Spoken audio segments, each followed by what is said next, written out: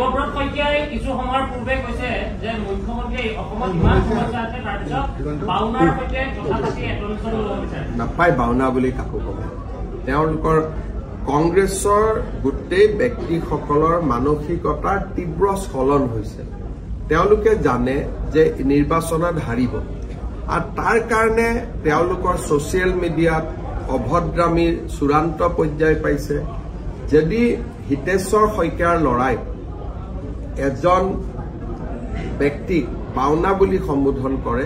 তাতকৈ আৰু স্খলন একো থাকিব নোৱাৰে মই আশা কৰোঁ দেৱব্ৰত শইকীয়াই ক্ষমা খুজিব আৰু তেনেকৈ যাতে ভৱিষ্যতে কথা নকয় তাৰ কাৰণে নিশ্চয় প্ৰচেষ্টা কৰিব আমি বুজিব লাগে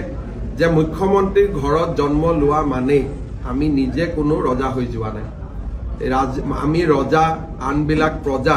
সেই চিন্তাটো এৰিব লাগে দেৱব্ৰত শইকীয়া গৌৰৱ গগৈ দুইজনৰে মূৰত এই চিন্তাটো বহুত সোমাই থাকে যে আমি ৰজাৰ সোণৰ চামুচ লৈ জন্মিছোঁ গতিকে তেওঁলোকে সকলোকে যিকোনো ব্যৱহাৰ কৰিব পাৰিব